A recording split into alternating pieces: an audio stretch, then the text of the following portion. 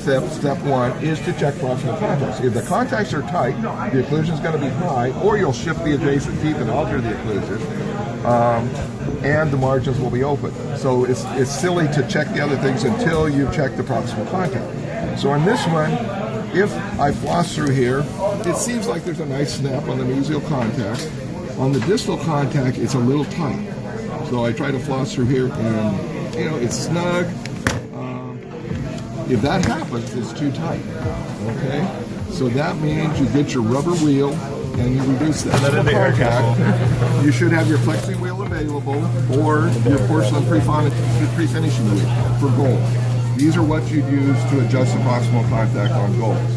We're not familiar with adjusting porcelain yet, but these things with the yellow rings on them that you've got in one of your boxes that says porcelain polishing kit are dialite wheels. Same sort of thing. It's a rubber wheel, a silicone bonded rubber wheel, but it's got diamond abrasive in it rather than aluminum oxide. And so it will cut porcelain and gold the same. So you could use this to polish your gold. It's just that these cost, $20 a piece, and these cost $1. So you generally want to save these, and some of the big ones are 35 or so. So basically, you want to save these for your porcelain. They last a long time. They're excellent. You'll not be dissatisfied with them once you start using them when you compare them to other things, but they are expensive.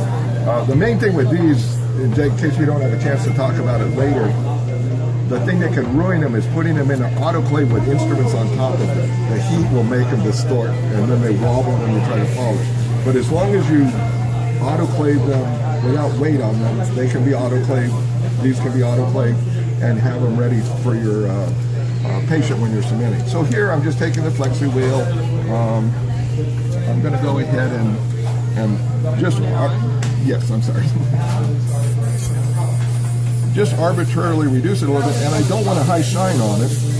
It won't work on the ivorine, but if it was a natural tooth there, if I left that a little dull, when I jam it down, many times it'll have a shiny spot where it burnished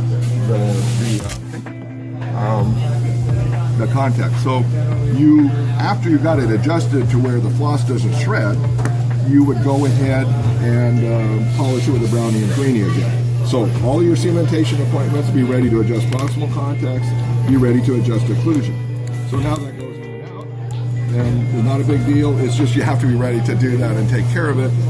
If you leave it tight like that, yes, in a week the teeth will move, and it might be okay for most people, but you've also altered the occlusion on the other teeth. You could then cause other contacts to open up, get food impaction.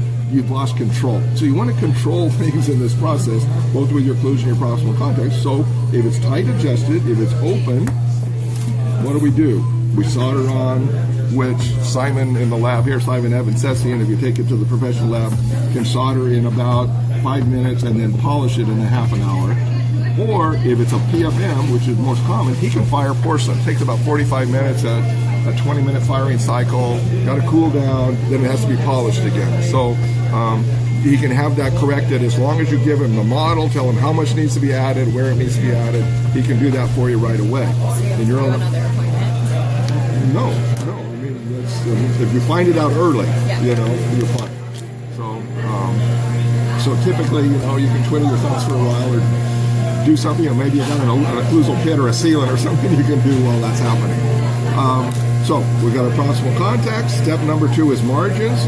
Visually look at your margins. Supragingival margins, the best way to check them out is visually. There's generally some subgingival margins, and you want to check all the margins. So generally, you're going to go perpendicular to the margin, go up and down, and feel for either a step going up or a step going down. Going down, feeling a positive step means you've overpolished the crown. Going up, feeling it means the crown is sitting out for the margin. That's the bigger area. So if you feel that, you might want to take your flexi wheel and polish it down a little bit and correct that. If you actually feel it both ways, then you've got an open margin, and you want to consider looking internally and seeing what you can do. There are several products available that are similar to what you use. The Dicam, I'm not excited about using that because it's a machinist layout fluid that is for adjusting machine parts. if you ask any dental supply to give you some Dicam, they won't know what you're talking about. Nobody uses it outside of the school. They do make things like high mark, which is something you paint on and check for occlusion.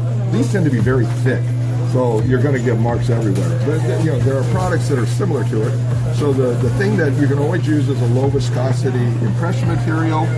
Fit checker is not in the nice, easy mixing tube, the auto mix tubes. But there's a catalyst and base that you just mix on a pad with a spatula, put it inside the crown and seat it. It's just low viscosity impression material. It sets in a minute and a half. So it's a lot faster setting. There's a black one for your ceramic inlays, a white one for your gold crowns. So you can use that. That's available in clinic. The white one is available in clinic. And it's something that here, if you had a problem, you could take your low viscosity impression material, fill it up, put that on as if it was cement. When you peel it out, you'll see the gold show through and really touch it. So that's the way you would check in the mouth if it's not seating down, if your margins are open.